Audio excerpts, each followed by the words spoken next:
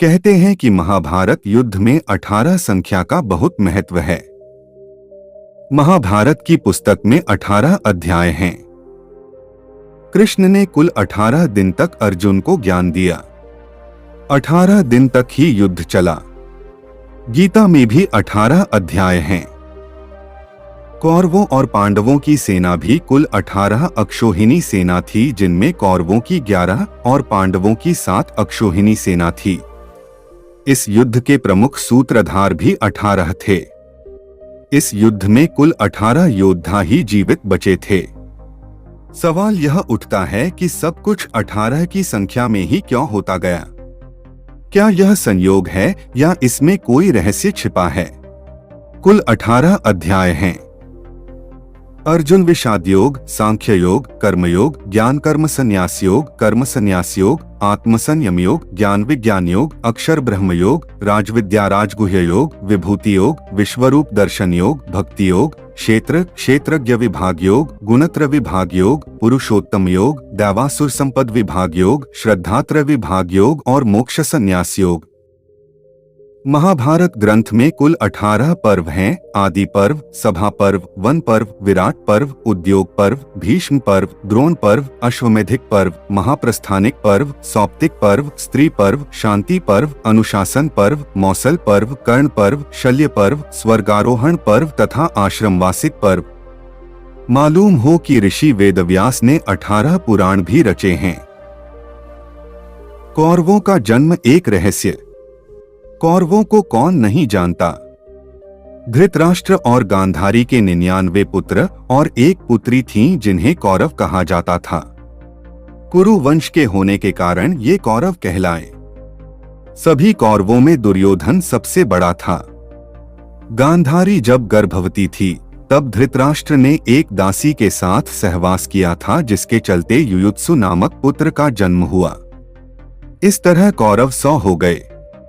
Yuyutsu N वक्त पर कौरवों की सेना को छोड़कर पांडवों की सेना में शामिल हो गया था। गांधारी ने वेदव्यास से पुत्रवती होने का वरदान प्राप्त कर किया। गर्भ धारण कर लेने के पश्चात भी 2 वर्ष व्यतीत हो गए, किंतु गांधारी के कोई भी संतान उत्पन्न नहीं हुई। इस पर क्रोधवश गांधारी ने अपने पेट पर जोर से मुक्के का प्रहार किया, जिससे उसका गर्भ गिर गया। वेदव्यास ने इस घटना को तत्काल ही जान लिया। वे गांधारी के पास आकर बोले, गांधारी, तूने बहुत गलत किया। मेरा दिया हुआ वर कभी मिथ्या नहीं जाता। अब तुम शीघ्र ही 100 कुंड तैयार करवाओ और उनमें घृत घी भरवा दो। वेदव्यास ने गांधारी के गर्भ से निकले मांस पिंड पर अभिमंत्रित जल छिड़का, जिससे उस पिंड के अंगूठे के पोरुए के बराबर 100 टुकड़े हो गए। वेदव्यास ने उन टुकड़ों को गांधारी के बनवाए हुए 100 कुंडों में रखवा दिया और उन कुंडों को 2 वर्ष पश्चात खोलने का आदेश देकर अपने आश्रम चले गए। 2 वर्ष बाद सबसे पहले कुंड से दुर्योधन की उत्पत्ति हुई। फिर उन कुंडों से धृतराष्ट्र के शेष 99 पुत्र एवं दुःशला नामक एक कन्या का जन्म हुआ। महान योद्धा बर्बरीक और घटोत्कच। भीम के पुत्र घटोत्कच और पौत्र बर्बरिक के बारे में कहा जाता है कि इन दोनों की सामान्य मानवों से कई गुना ज्यादा ऊंचाई थी। माना जाता है कि कदकाठी के हिसाब से भीम पुत्र घटोत्कच इतना विशालकाय था कि वह लात मारकर रथ को कई फुट पीछे फेंक देता था और सैनिकों तो वह अपने पैरों तले कुचल देता था। भीम की असुर पत्नी हिडिंबा से घटोत्कच का जन्म हुआ था। जन्म लेते समय उसके सिर पर केश उत्कच नहीं थे, इसलिए उसका नाम घटहाथी का मस्तक प्लस उत्कच केशहीन अर्थात घटोत्कच रखा गया।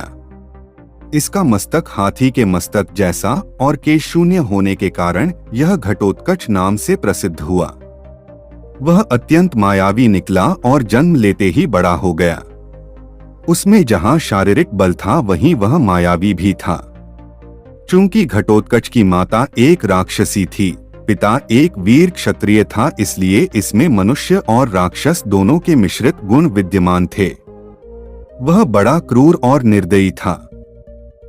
घटोत्कच ने युद्ध में अपने विशाल शरीर से हाहाकार मचा रखा था।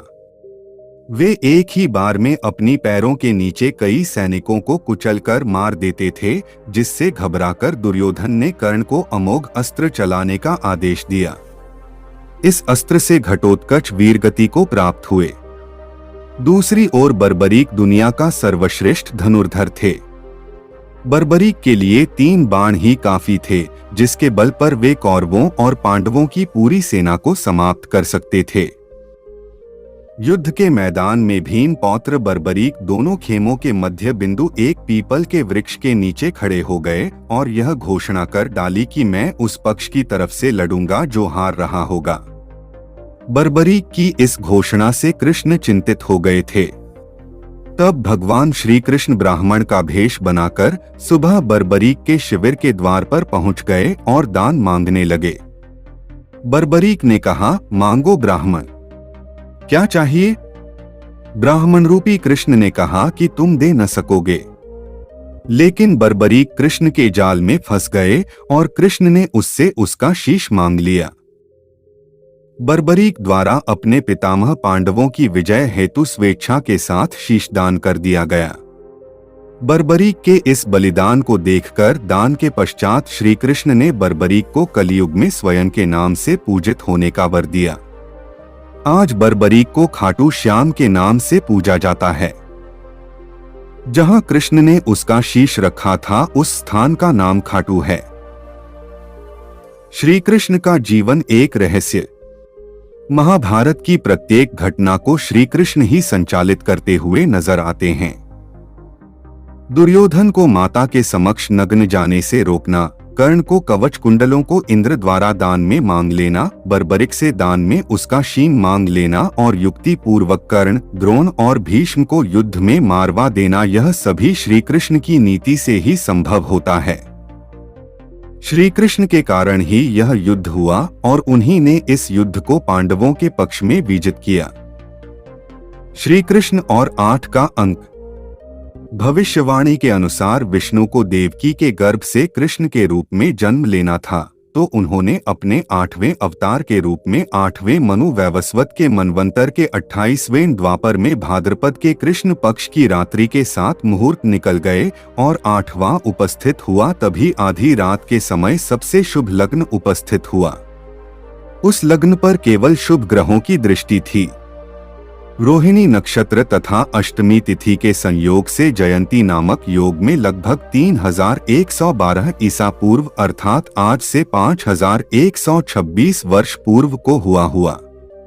ज्योतिषियों के अनुसार रात 12 बजे उस वक्त शून्यकाल था। श्री कृष्ण के 8 पत्नियां थीं। उनके जीवन में 8 नगरों का महत्व ज्यादा रहा। मथुरा, गोकुल, गोवर्धन, वृंदावन, अवंतिका, हस्तिनापुर, द्वारिका और प्रभास क्षेत्र। विचित्र शक्तियों से संपन्न योद्ध। महाभारत में एक से एक बढ़कर योद्धा थे, जो शक्तिशाली होने के साथ ही विचित्र किस्म की सिद्धियों और चमत्कारों से भी संपन्न थे। श्री कृष्ण तो स्वयं भगवान विष्णु थे, लेकिन उनके समक्ष और सामने जो योद्धा लड़ रहे थे वे भी कम नहीं थे। सहदेव भविष्य में होने वाली हर घटना को पहले से ही जान लेते थे।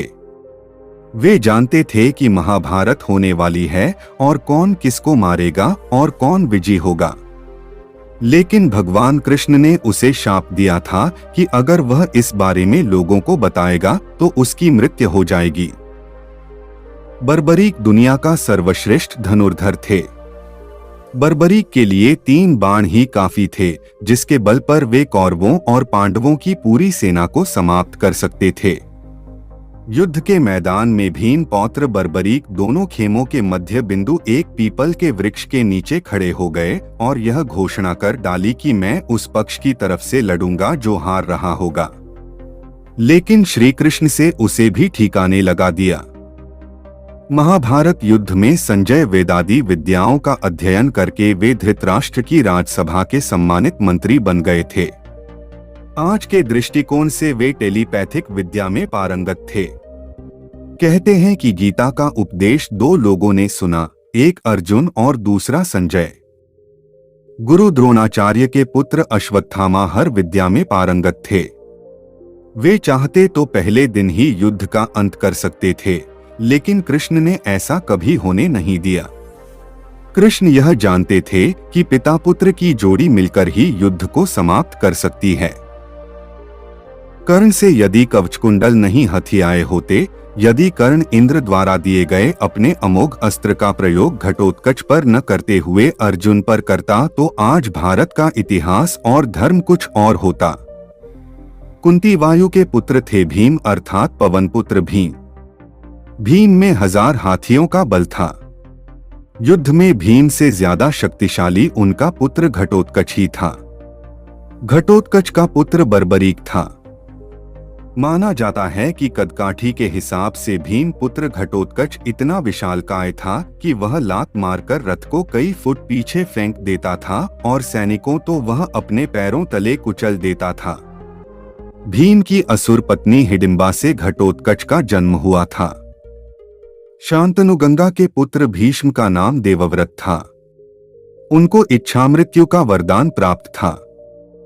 दुर्योधन का शरीर वज्र के समान कठोर था, जिसे किसी धनुष या अन्य किसी हथियार से छेदा नहीं जा सकता था। लेकिन उसकी जांघ श्री कृष्ण के छल के कारण प्राकृतिक ही रह गई थी। इस कारण भीम ने उसकी जांघ पर वार करके उसके शरीर के 2 फाड़ कर दिए थे। जरासंध का शरीर 2 फाड़ करने के बाद पुनः जुड़ जाता था। तब श्री कृष्ण ने भीम को इशारों में समझाया कि 2 फाड़ करने के बाद दोनों फाड़ को एक दूसरे की विपरीत दिशा में फेंक दिया जाए। पांडवों ने आपको यह जानकर आश्चर्य होगा कि महाभारत में न तो कौरवों ने युद्ध लड़ा और न ही पांडवों ने। कौरव उसे कहते हैं जो कुरुवंश का हो। कुरुवंश के 2 योद्धा भीष्म। उसी तरह जब पांडु का कोई पुत्र था ही नहीं, तो कैसे 5 कुंती पुत्र को पांडव कहेंगे। कौन थे 100 कौरव? कौरव महाभारत में हस्तिनापुर, नरेश, धृतराष्ट्र और गांधारी के पुत्र थे। ये संख्या में 100 थे तथा कुरु के वंशज थे। सभी कौरवों में दुर्योधन सबसे बड़ा था। लेकिन अब सवाल यह उठता है कि क्या सभी कौरव और पांडव कुरु के वंशज थे? यदि नहीं थे तो फिर वे किसके वंशज थे? दूसरा सवाल, यदि धृतराष्ट्र के पुत्र कौरव नहीं थे तो फिर कौरव कौन थे?